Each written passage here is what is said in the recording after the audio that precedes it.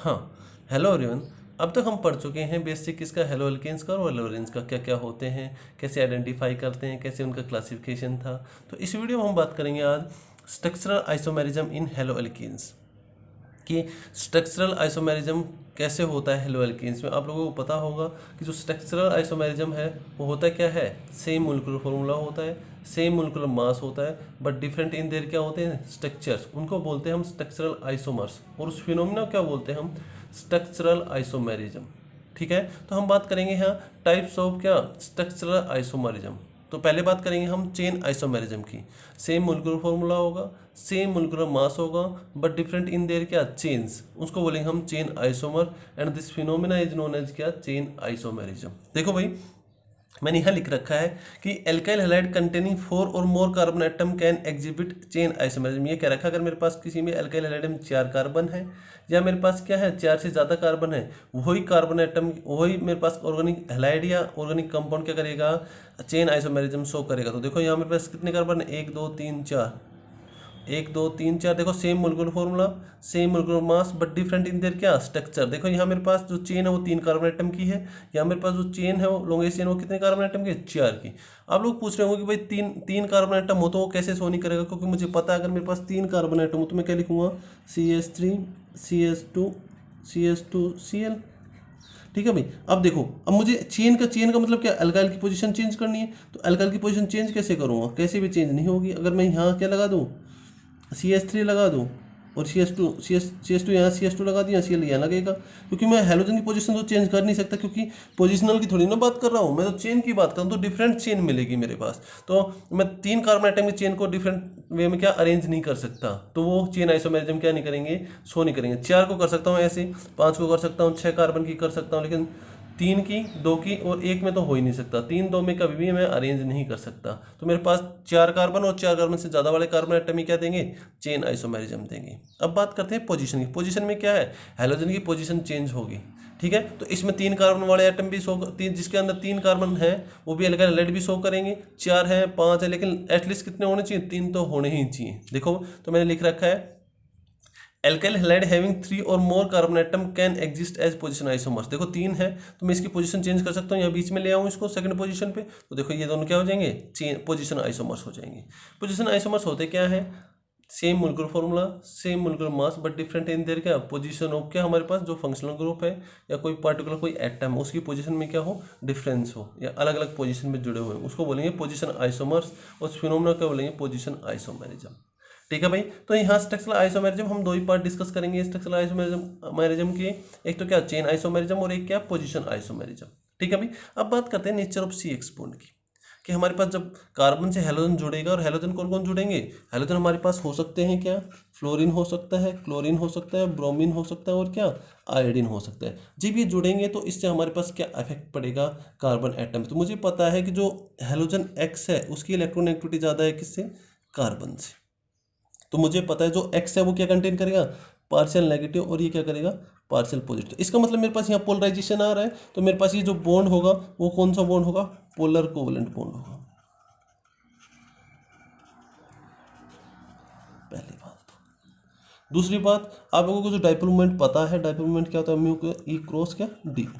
ये क्या है, डिफरेंस इन इलेक्ट्रोनेगेटिविटी, और ये क्या है, डिस्टेंस उनके बीच में। हाँ भाई। तो अगर मैं यहाँ बात करूँ, देखो मुझे जब मैं फ्लोरीन से क्लोरीन चलता हूँ, क्लोरीन से ब्रोमीन चलता हूँ, ब्रोमीन से आयोडीन चलता हूँ, तो मैं डाउन द ग्रुप के साथ चलता हूँ, तो मुझे पता है साइज क्या होता है, इंक्रीज होता है। अगर साइज इंक्रीज होगा तो मेरे पास कार्बन और एक्स की बॉन्ड लेंथ भी क्या होगी, इंक्रीज होगी, सीधी सी बात। लेकिन अगर एक बात और देखें, जब मैं हेलोजन है मेरे पास डाउन द ग्रुप चल रहा हूँ, तो इलेक्ट्रोनेगेटिविटी क्या होती है, यहाँ घटती है। इलेक्ट्रोनेगेटिविटी घटेगी तो जो हमारे पास क्या डिफरेंस इन इलेक्ट्रोनेगेटिविटी है, पार्शियल पॉजिटिव पार्शियल नेगेटिव वो भी कम होगा। अगर वो भी कम होगा तो हमारे पास क्या होगा, डाइपोल मोमेंट क्या हो जाएगा, डाइपोल मोमेंट कम हो जाएगा। पहली बात ये देखना। तो सबसे ज़्यादा किसका होगा, सबसे कम किसका होगा, CH3 I का, सबसे कम फिर किसका, CH3 Br का, फिर किसका CH3F का, और फिर किसका CH3Cl का। आप पूछ सकते हैं कि भाई Cl का ज़्यादा क्यों है F से, क्योंकि मुझे पता है कि F पे इलेक्ट्रॉन डेंसिटी ज़्यादा है क्लोरीन से, लेकिन डिस्टेंस की बात करूँगा तो क्या क्लोरीन डोमिनेंट होता है कैसे, फ्लोरीन से। तो हम क्या करेंगे कि जो CH3Cl है उसका डायपोल मोमेंट ज़्यादा होता है, क्योंकि डिस्टेंस ज़्यादा होगी, डिस्टेंस ज़्यादा होगी तो डायपोल मोमेंट भी क्या होगा, ज़्यादा होगा। तो हमेशा ध्यान रखना जब भी मैं डिस्टेंस की बात करूँगा फ्लोरीन क्लोरीन, तो डिस्टेंस डोमिनेंट होती है चार्ज सेपरेशन से, जिसके कारण जो डायपोल मोमेंट होता है किसका CH3Cl का ज़्यादा होता है CH3F से। ठीक है भाई, लेकिन इलेक्ट्रोनेगेटिविटी किसकी ज़्यादा है, फ्लोरीन की ज़्यादा है। लेकिन डोमिनेंट फैक्टर कौन रोल अदा करता है, जो साइज है, वो साइज से जो हमारे पास कार्बन हाइड्रोजन की जो बॉन्ड डिस्टेंस है वो बढ़ेगी, जिसके कारण डायपोल मोमेंट भी क्या हो जाएगा, बढ़ जाएगा। तो ये इंपॉर्टेंट ऑर्डर है, कई बार पूछते हैं कि एक हमारे पास CH3F है, CH3Cl है, CH3Br है, CH3I है, तो डायपोल मोमेंट के इंक्रीजिंग ऑर्डर में या डिक्रीजिंग ऑर्डर में इनको अरेंज करो। ठीक है भाई, तो अब बात करते हैं आगे, देखो मेथड ऑफ प्रिपरेशन की। हमने आप अभी बात की है चेन आइसोमेरिज्म की, पोजीशन आइसोमेरिज्म की और नेचर ऑफ CX बॉन्ड की। जब मैं डाउन द ग्रुप चलता हूँ तो हमारे पास क्या होता है, साइज बढ़ता है फ्लोरीन किसका, हाइड्रोजन एटम का, जिसके कारण बॉन्ड लेंथ बढ़ेगी। दूसरी बात, इलेक्ट्रोनेगेटिविटी घटती है, तो मुझे पता है इलेक्ट्रोनेगेटिविटी डिफरेंस घटेगा, इलेक्ट्रोनेगेटिविटी डिफरेंस घटेगा तो हमारे पास डायपोल मोमेंट भी क्या हो जाएगा, कम हो जाएगा। लेकिन किसका ज़्यादा है, CH3Cl का ज़्यादा है, किससे, CH3F से। फिर क्या आएगा, CH3Br आएगा, फिर क्या आएगा, CH3I आएगा। अब बात करते हैं मेथड ऑफ प्रिपरेशन की, और उसमें बात करेंगे फ्रॉम एल्कोहल से। और एल्कोहल में बात करेंगे एक्शन ऑफ हैलोजन हैलाइड, कि हमारे पास जो हैलोजन एसिड या हैलोजन हैलाइड होते हैं उनका एक्शन क्या होता है। ठीक है, तो हमारे पास हैलोजन हैलाइड कौन कौन से हो सकते हैं, आप लोग देखो, HF हो सकता है, HCl हो सकता है, HBr हो सकता है, HI हो सकता है। तो सबसे ज़्यादा एसिड कौन सा, HI, फिर HBr, फिर कौन सा, HF, HCl, फिर HF। तो सबसे ज़्यादा जो रिएक्टिव होगा वो HI होगा। तो सबसे ज़्यादा अगर मैं मेरे पास HBr है और HI है तो मैं किसको लूँगा, HI को लूँगा, क्योंकि रिएक्टिविटी किसकी ज़्यादा, HI की ज़्यादा, क्योंकि मोर एसिडिक है, H+ आयन जल्दी देगा। फिर कौन सा लूँगा, HBr लूँगा, फिर HCl, फिर HF। और अगर मैं यहाँ रिएक्टिविटी बात करूँ एल्कोहल की, तो 3 डिग्री की सबसे ज़्यादा, फिर 2 डिग्री की, फिर क्या 1 डिग्री, क्योंकि 3 डिग्री पे मुझे पता है 3 डिग्री एल्कोहल है, ये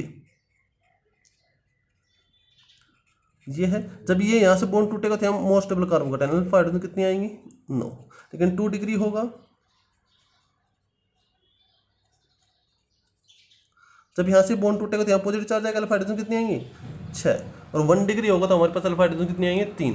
तो due to hyperconjugation 3 degree is more stable carbocation. So reactivity of alcohol क्या हो जाएगा, 3 डिग्री, 2 डिग्री, 1 डिग्री। ठीक है भाई, अब बात करते हैं क्या क्या काम करते हैं। देखो मैंने लिख रखा है, primary and secondary alkyl chloride are obtained by passing HCl gas into क्या, corresponding alcohol in the presence of anhydrous ZnCl2। जो एनहाइड्रस ZnCl2 लिया है, ZnCl2 लिया है, उसका काम क्या है, वो क्लीवेज करता है कार्बन ऑक्सीजन बॉन्ड को। मुझे पता है कि जो ZnCl2 है वो एक क्या है, लेविस एसिड है। लेविस एसिड का मतलब क्या है, लोन पेयर को एक्सेप्ट करना या इलेक्ट्रॉन पेयर को एक्सेप्ट करना। तो मुझे पता है इसके पास वैकेंट ऑर्बिटल प्रेजेंट है, लोन पेयर है, ये क्या करेगा, लोन पेयर को एक्सेप्ट करेगा। अब लोन पेयर को एक्सेप्ट कर रहा है, इसका मतलब क्या, इसके साथ बॉन्ड बना रहा है। जब इसके साथ बॉन्ड बनेगा तो ये बॉन्ड क्या हो जाएगा, वीक हो जाएगा, और ये बॉन्ड इजीली क्या हो जाएगा, क्लीवेज हो जाएगा। ठीक है, तो मुझे पता है Cl- क्या करेगा, यहाँ से अटैक करेगा, इस बॉन्ड को क्लीवेज कर देगा, तो वाटर बाहर चला जाएगा और हमारे पास क्या बच जाएगा, CH3 CH2 Cl। ऐसे क्या होगा, पहले S ये है हमारे पास, इसके साथ वही लोन पेयर से क्या करेगा, लिंक होगा, ये बॉन्ड वीक होगा, ये बॉन्ड टूटेगा और यहाँ Cl जुड़ेगा तो ये बॉन्ड बाहर निकल जाएगा, वाटर मॉलिक्यूल बाहर निकल जाएगा। ठीक है भाई, तो हमेशा ध्यान रखना, जो प्राइमरी और सेकेंडरी एल्काइल हैलाइड है वो ऑब्टेन करे जाते हैं पासिंग HCl गैस इनटू क्या, corresponding alcohol in the presence of anhydrous ZnCl2। इसको बोलते हैं ग्रुप प्रोसेस। क्या बोलते हैं, ग्रुप प्रोसेस। लेकिन जो टर्सरी एल्कोहल है उसमें हम एनहाइड्रस ZnCl2 नहीं लेते, क्योंकि वो अपने आप ही क्लीवेज होता है, क्योंकि उसके टूटने के बाद जो कार्बोकेटाइन बनेगा हमारे पास, इसके टूटने के बाद जो कार्बोकेटाइन बनेगा यहाँ, वो मोर स्टेबल कार्बोकेटाइन होगा due to hyperconjugation. Alpha hydrogen कितनी हो जाएंगी, 9। तो यहाँ हमें किसी ऐसे लेविस एसिड की जरूरत नहीं पड़ती जो बॉन्ड कार्बन ऑक्सीजन बॉन्ड को क्या करें, क्लीवेज करें। ठीक है भाई, तो हमेशा ध्यान रखना जब भी मैं टर्सरी एल्काइल क्लोराइड की बात करूंगा, ऑब्टेन करूंगा, तो हमेशा ध्यान रखना कि जो कार्बन ऑक्सीजन बॉन्ड है उसमें एनहाइड्रस ZnCl2 नहीं लूंगा। क्यों नहीं लूंगा, क्योंकि मुझे पता है कि जब मेरे पास कार्बन ऑक्सीजन बॉन्ड टूटेगा टर्सरी में तो वो मोर स्टेबल कार्बोकेटाइन बनेगा, जिसलिए वो इजिली क्या करता है, कार्बन ऑक्सीजन बॉन्ड का क्या करता है, क्लीवेज करता है। तो मुझे पता है एसिड है, किस में टूटेगा, H+ और Cl नेगेटिव में। H+ जाके प्रोटोनेट होगा तो OH2+ हो जाएगा, ये अपने इलेक्ट्रॉन लेके बाहर निकलेगा और हमारे पास ये बन जाएगा। क्या बनेगा हमारे पास, CH3 C CH3 CH3 और क्या OH2+। अब more electronegative positive charge electron लेगा, क्या बनेगा, CH3 C CH3 और क्या CH3 पॉजिटिव।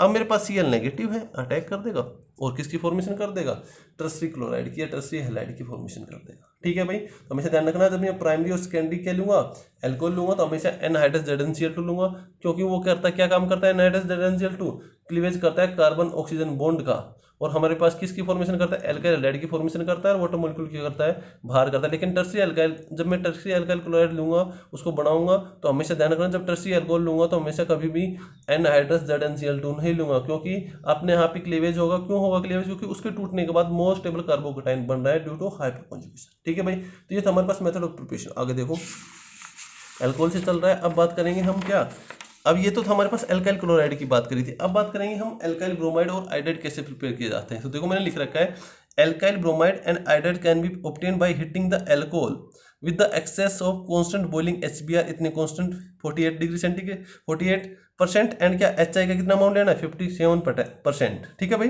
तो देखो हमारे पास ये है एल्कोहल है, HBr लिया, तो वही है सिंपल सा, क्या करेंगे प्रोटोनेट करेंगे, निकल जाएगा हमारे पास किसकी फॉर्मेशन हो जाएगी, एल्काइल ब्रोमाइड की, और वाटर मॉलिक्यूल बाहर हो जाएगा। ऐसे ही मैंने HI लिया, HI में मुझे पता है HI क्या करेगा, HI टूटेगा, तो हमारे पास ऐसे HBr टूट रहा था किसमें, H प्लस में और Br नेगेटिव में। H प्लस जाके क्या कर रहा था, प्रोटोनेट कर रहा था, इसको निकाल रहा था, फिर Br अटैक करेगा, बन जाएगा। ऐसे क्या HI H पॉजिटिव में टूटेगा, I नेगेटिव में, पहले क्या करेगा प्रोटोनेशन करेगा, निकलेगा, फिर I में नेगेटिव क्या करेगा, अटैक करेगा, हमारे पास ये फॉर्मेशन हो जाएगी। ठीक है, देखो मैंने एक लिख रखा है, नोट भी डाल रखा है, बट इन एक्चुअल प्रैक्टिस लिख रखा है, hydrogen bromide and iodide are usually prepared in C2। C2 का मतलब क्या है कि ये अनरिएक्टिव होते हैं। हमारे पास जो हाइड्रोजन ब्रोमाइड है और क्या आयोडाइड ही अनरिएक्टिव है, तो इसका मतलब क्या है, इनको हम क्या करेंगे, during the reaction he formation करेंगे। अगर पहले बना के रखेंगे तो ये हमें मिलेंगे नहीं, तो इनको क्या करेंगे हम ड्यूरिंग द रिएक्शन ही बनाएंगे। तो देखो मैंने लिख रखा है, but in actual practice hydrogen bromide and क्या iodide are usually prepared in C2। C2 का मतलब क्या होता है, ड्यूरिंग द रिएक्शन प्रिपेयर करना किसी को।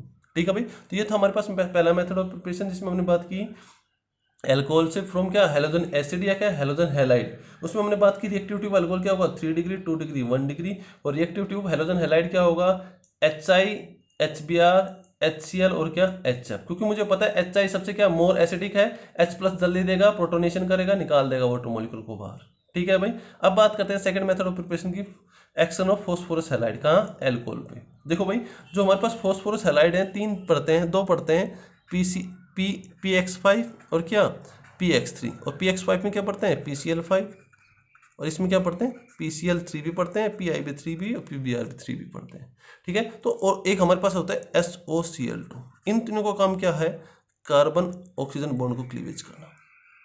हमेशा ध्यान रखना, अगर मेरे पास फॉस्फोरस हैलाइड है तो क्या करेंगे, कार्बन ऑक्सीजन बॉन्ड को क्लीवेज करेंगे, और जितने मेरे पास कार्बन ऑक्सीजन बॉन्ड टूटेंगे उतने ही क्या हैलोजन जुड़ेंगे। देखो अगर मैं बात करता हूँ, मेरे पास यहाँ एक कार्बन ऑक्सीजन बॉन्ड है, तो ये टूटेगा, और इसकी जगह क्या लगेगा, एक ही क्या लगेगा, हमारे पास Cl लगेगा। तो देखो मैंने यहाँ क्या लगा दिया, एक ही Cl लगा दिया।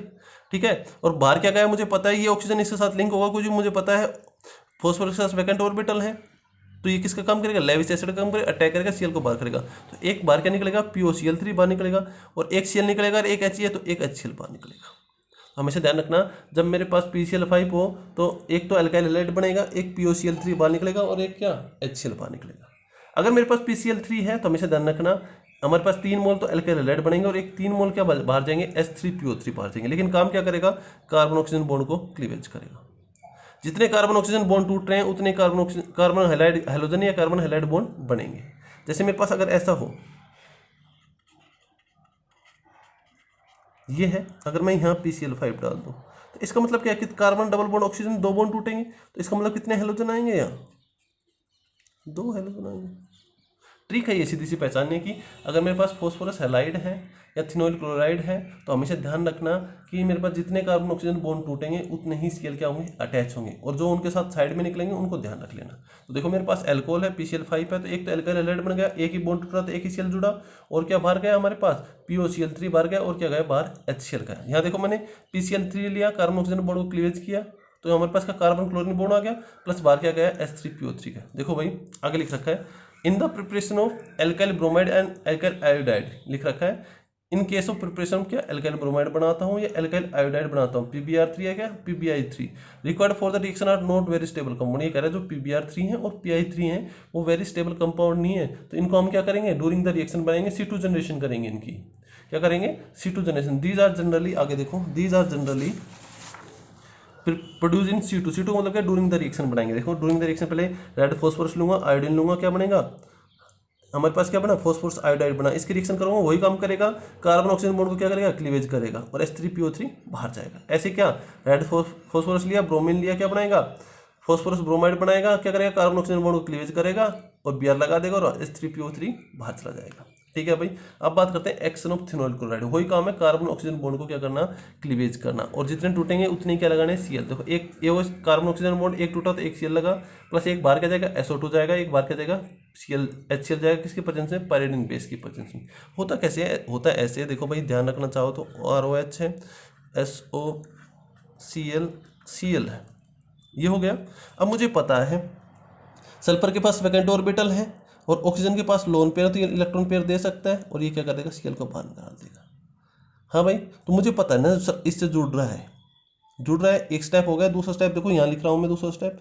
अब मेरे पास ROH भी निकल लिया, HCl बाहर चला गया, एक ये H और ये Cl निकला, ये HCl बाहर चला जाएगा। मेरे पास क्या बन जाएगा, S डबल बॉन्ड O क्या, Cl। ठीक है। अब मुझे पता है यहाँ लोन पेयर है, अटैक करेगा, बाहर करेगा, तो एक Cl और बाहर गया हमारे पास। हाँ भाई, एक Cl और बाहर गया। अब मुझे पता है ये Cl नेगेटिव हो गया, RO डबल बॉन्ड क्या, S डबल बॉन्ड O और यहाँ positive, more electronegative positive charge तो अपने इलेक्ट्रॉन पेयर को खींचना चाहेगा, तो Cl अटैक करेगा और ये अपने यहाँ शिफ्ट हो जाएगा। इसका मतलब क्या, RCl बनेगा हमारे पास, RCl बना, एक SO2 देखो, SO2 बाहर गया और एक क्या बाहर गया था, पहले HCl बाहर गया था। सिंपल सा मैकेनिज्म। ऐसा ही मैकेनिज्म क्या उसका है, PCl5 पे अटैक करेगा पहले ऑक्सीजन, एक Cl बाहर निकलेगा तो एक HCl बाहर निकल जाएगा, फिर उसके बाद POCl3 बाहर निकल जाएगा। ठीक है भाई। अब देखो एडिशन ऑफ क्या, hydrogen halides on alkenes. Hydrogen halide add करूंगा, सिमेट्रिकल है, तो कहीं H ऐड कर, तो मुझे पता है HI किस में टूटेगा, H पॉजिटिव में और क्या, I नेगेटिव में। और अगर इस पाई बॉन्ड को टूटू तो किसी में तोड़ेंगे, सिमेट्रिकल है, कहीं भी तोड़ लो तो क्या, नेगेटिव और क्या, पॉजिटिव। जो पॉजिटिव हुआ नेगेटिव जाएगा, नेगेटिव हुआ पॉजिटिव जाएगा और किसी फॉर्मेशन कर देगा, एल्काइल हैलाइड की फॉर्मेशन कर देगा। लेकिन सिमेट्रिकल की बात है, लेकिन अनसिमेट्रिकल एल्कीन की बात करेंगे हाइड्रोजन हैलाइड के साथ, तो वहां हम पढ़ेंगे मार्कोनिकोव रूल और क्या, एंटी मार्कोनिकोव रूल। आप लोगों को पता है मार्कोनिकोव रूल क्या होता है, जहां इलेक्ट्रोफिलिक पार्ट हो उस कार्बन एटम के पास जाएगा एल्कीन में जिसके पास more number of hydrogen atom है। दोबारा से सुन लो क्या कह रहा हूँ, जो हमारे पास इलेक्ट्रोफिलिक पार्ट है एल्कीन में, उस कार्बन एटम के पास जाएगा जिस कार्बन एटम के पास मोर हाइड्रोजन एटम है। देखो भाई,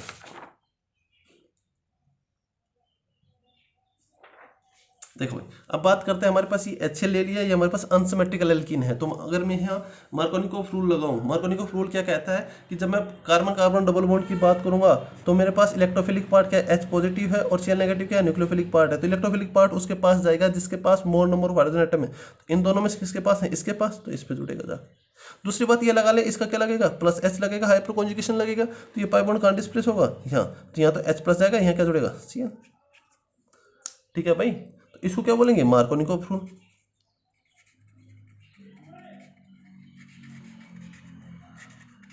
हमेशा ध्यान रखना, पहले भी पढ़ा है, लेकिन इनसे मार्कोनिकोव रूल क्या होता है। मार्कोनिकोव रूल वो होता है कि वहाँ इलेक्ट्रोफिलिक पार्ट उस कार्बन कार्बन डबल बॉन्ड में उस कार्बन एटम के पास जाएगा जिसके पास क्या मोर नंबर ऑफ हाइड्रोजन एटम है ना। ये था हमारे पास क्या, मार्कोनिकोव रूल। अगर मैं एंटी मार्कोनिकोव रूल की बात करूं तो क्या लूंगा, पेरोक्साइड लूंगा। पेरोक्साइड क्या करेगा, पहले रेडिकल की फॉर्मेशन करेगा, तो उल्टा हो जाएगा, जस्ट उल्टा किसका, मार्कोनिकोव रूल का। उसको बोलेंगे एंटी मार्कोनिकोव रूल, या इसको बोलते हैं पेरोक्साइड इफेक्ट, या इसको बोलते हैं खरास इफेक्ट। ठीक है। देखो मैंने यहाँ लिखा in the absence of peroxide, तो वही एब्सेंस ऑफ पेरोक्साइड क्या लगेगा, मार्कोनिकोव रूल लगेगा।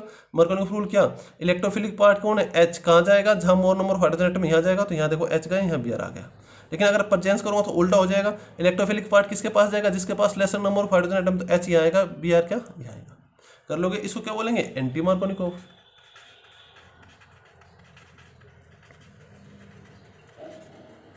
कर लोगे भाई।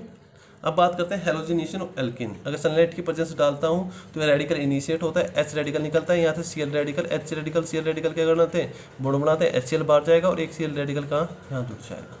हमेशा ध्यान रखना, जब हेलोजिनेशन ऑफ एल्केन्स हमेशा सनलाइट की प्रेजेंस में होता है, रेडिकल इनिशिएट होगा, रेडिकल इनिशिएट होगा, यहाँ H रेडिकल बनेगा, यहाँ Cl रेडिकल टूटेगा तो H radical Cl radical bond बना लेंगे, CH3 रेडिकल और क्या Cl रेडिकल बॉन्ड बना के फॉर्मेशन कर देंगे। तो एल्काइल हैलाइड की फॉर्मेशन ऐसे ही यहाँ एल्काइल हैलाइड की फॉर्मेशन। अब बात करते हैं भाई halide exchange, Finkelstein reaction important है, आ सकती है। देखो भाई आप लोगों ने पढ़ा होगा, अगर मेरे पास कोई भी कार्बन हैलोजन बॉन्ड है, कार्बन हाइड्रोजन बॉन्ड है तो मुझे पता है इलेक्ट्रोनेगेटिविटी इसकी ज़्यादा, तो यहाँ पार्शियल नेगेटिव यहाँ पार्शियल पॉजिटिव, तो इस कार्बन एटम पे कोई भी न्यूक्लियोफाइल अटैक कर सकता है। तो देखो मेरे पास Na है तो Na पॉजिटिव I नेगेटिव, तो I नेगेटिव किसका काम करेगा, न्यूक्लियोफाइल का काम करेगा, अटैक करेगा। अब मुझे पता है इसकी इलेक्ट्रोनेगेटिविटी ज़्यादा, तो अपने इलेक्ट्रॉन पेयर क्या कर लेगा, खींच लेगा। हाँ भाई, तो हमारे पास कार्बन से क्या जुड़ जाएगा, I जुड़ जाएगा और NaBr क्या हो जाएगा, बाहर हो जाएगा। ये सब्स्टिट्यूशन रिएक्शन का केस है, ये हम आगे जाके पढ़ेंगे कि हैलाइड एक्सचेंज या फिंकलस्टीन रिएक्शन किसका केस है, सब्स्टिट्यूशन रिएक्शन का है, क्योंकि I ने सब्स्टिट्यूट कर दिया किसको, X को या Br को सब्स्टिट्यूट कर दिया। ठीक है, सिंपल सा ध्यान रखना कि हमारे पास यहाँ एल्काइल क्लोराइड या एल्काइल ब्रोमाइड से क्या बनाते हैं, एल्काइल आयोडाइड बनाते हैं इन the presence of acetone. Acetone क्या लेते हैं, सॉल्वेंट लेते हैं। अब एक बात और है, अगर मेरे पास जब Br नेगेटिव निकलेगा तो Br नेगेटिव किसका काम कर सकता है, न्यूक्लियोफाइल का काम कर सकता है। हाँ भाई, Br नेगेटिव किसका काम कर सकता है, न्यूक्लियोफाइल का काम कर सकता है, अटैक करे I को बाहर कर दे। लेकिन ऐसा नहीं होगा क्योंकि Br क्या है, एसीटोन सॉल्वेंट में सोल्यूबल नहीं है, रिएक्टिव नहीं है। इसको अनरिएक्टिव कौन करता है, एसीटोन करता है, जिसके कारण Br नेगेटिव रिएक्शन नहीं करेगा और किसकी फॉर्मेशन कर देगा, साल्ट की फॉर्मेशन कर देगा। ठीक है भाई, अब आगे देखो 5 method of preparation from silver salt of carboxylic acid. Hunsdiecker का रिएक्शन बोलते हैं इसको, इंपॉर्टेंट है, ये भी आ सकती है हंस-डी का रिएक्शन। ये हमने क्या लिया, silver salt of fatty acids लिया या silver salt of carboxylic acid लिया, इसके साथ हमने किसकी रिएक्शन कराई, ब्रोमीन की, इन the presence of CCl4 carbon tetrachloride के लिए हमने सोल्वेंट लिया, तो हमारे पास क्या बनेगा, RBr बनेगा, AgBr बाहर जाएगा और CO2 बाहर जाएगा। ध्यान रखना सीधा, अगर मैं silver salt of carboxylic acid के साथ रिएक्शन कराता हूँ ब्रोमीन की इन द प्रेजेंस ऑफ CCl4 तो RBr बनता है, AgBr बाहर जाता है और CO2 बाहर जाता है। जाता कैसे, देख लो ऐसे, मुझे पता है जब मेरे पास ये टूटेगा तो कैसे टूटेगा, O नेगेटिव Ag पर, ऐसे याद रख लेना, ये यहाँ जाएगा ये यहाँ जाएगा। ठीक है, ऐसे याद रख लेना कि मेरे पास एक तो R निकलेगा, ठीक है, और एक हमारे पास AgBr जाएगा बाहर, AgBr गया बाहर, और हमारे पास R नेगेटिव है, एक Br नेगेटिव, तो उस पर अटैक करके RBr बना देगा। मुझे पता है Br टूटेगा इसमें, Br पॉजिटिव में और Br नेगेटिव में टूटेगा। ठीक है, जब मेरे पास R नेगेटिव है वो तो किसके साथ जाएगा, इसके साथ, और मेरे पास जो Ag पॉजिटिव है वो किसके साथ जाएगा, इसके साथ जाएगा। तो हमेशा ध्यान रखना कि RBr बनेगा, CO2 बनेगा और AgBr बनेगा। ठीक है भाई, तो ये था हमारे पास हंस-डी का रिएक्शन या from silver salt of carboxylic acid. अब बात करेंगे फिजिकल प्रॉपर्टीज की, उसमें पहले बात करेंगे फिजिकल स्टेट की। ध्यान रखना जो हमारे पास लोअर मेंबर होते हैं एल्काइल हैलाइड के, वो क्या होते हैं, कलरलेस गैस होते हैं, लेकिन हायर मेंबर क्या होते हैं, सॉलिड होते हैं। तो मैंने लिख भी रखा है, the lower alkyl halides are colourless gas, member with high molecular mass are solid. और एक और ध्यान रखना, alkyl iodides turn brown on standing due to in their decomposition. ये कह रहा है कि जो एल्काइल आयोडाइड है, अगर उनको मैं क्या रखता हूँ, लाइट की प्रेजेंस में रखता हूँ, तो वो क्या करेंगे, ब्राउन कलर के हो जाएंगे ड्यू टू देयर डिकम्पोजिशन। ठीक है, अब बात करते हैं बॉइलिंग पॉइंट की। बॉइलिंग पॉइंट में बोला जाता है जो हमारे पास एल्काइल हैलाइड है उनका बॉइलिंग पॉइंट ज़्यादा होता है एल्केन से, ड्यू टू क्या, their molecular mass is high, molecular mass होता है उनसे। तो मैंने लिख भी रखा है, alkyl halide have considerably high boiling point than क्या, corresponding hydrocarbon. This is due to fact that alkyl halide have high molecular mass than corresponding alkene. जितना ज़्यादा मोलिकुलर मास होगा उतने क्या बॉइलिंग पॉइंट होगा। अगर मैं उतने कार्बन का एल्कीन लेता हूँ, उतने कार्बन का क्या लेता हूँ, एल्काइल हैलाइड लेता हूँ, तो एल्काइल हैलाइड का मोलिकुलर मास ज़्यादा होगा एज कम्पेयर टू क्या, एल्कीन, तो उसका बॉइलिंग पॉइंट भी क्या हो जाएगा, बॉइलिंग पॉइंट क्या हो जाएगा, ज़्यादा हो जाएगा। अब बात करते हैं सोलिबिलिटी की। लिख रखा है मैंने, ये पोलर भी होता है लेकिन पोलर तो होते हैं लेकिन ये सोल्यूबल ही होते हैं वाटर में, इनसोल्यूबल होते हैं। देखो मैंने लिख रखा है, even though they are polar in nature, alkyl halides are insoluble in water. ध्यान रखना हमेशा जितने भी अल्काइल हैलाइड्स हैं वो इनसोल्यूबल होते हैं वाटर। ठीक है भाई, तो आज की वीडियो हमने क्या पढ़ा, एक तो आइसोमेरिज्म पढ़ा है, फिर हमने क्या पढ़ा, nature of carbon halogen bond, फिर उसके बाद हमने पढ़ा कि इसका मेथड ऑफ प्रिपरेशन एल्कोहल से। एल्कोहल में हमने पहला पढ़ा क्या, फ्रॉम हैलोजन एसिड, दूसरा पढ़ा हमने किसके, फॉस्फोरस हैलाइड से, फिर तीसरा पढ़ा हमने क्या, थिनोल क्लोराइड से। फिर उसके बाद हमने क्या पढ़ा, एडिशन पढ़ा। हाँ भाई, एडिशन पढ़ा, H आएगा एल्कीन पे, Markovnikov rule, anti Markovnikov rule पढ़े। फिर उसके बाद हमने क्या पढ़ा है, उसके बाद हमने फिंगरस्टीन रिएक्शन पढ़ी है। फिंगरस्टीन के बाद हमने पढ़ा है from silver salt of carboxylic acid, Hunsdiecker का रिएक्शन पढ़ी है। फिर हमने उसके बाद बात की फिजिकल स्टेट की, बॉइलिंग पॉइंट की और सोलिबिलिटी की। ठीक है भाई, तो आज की वीडियो में इतना ही, मिलते हैं नेक्स्ट वीडियो में केमिकल प्रॉपर्टीज के साथ। Thank you.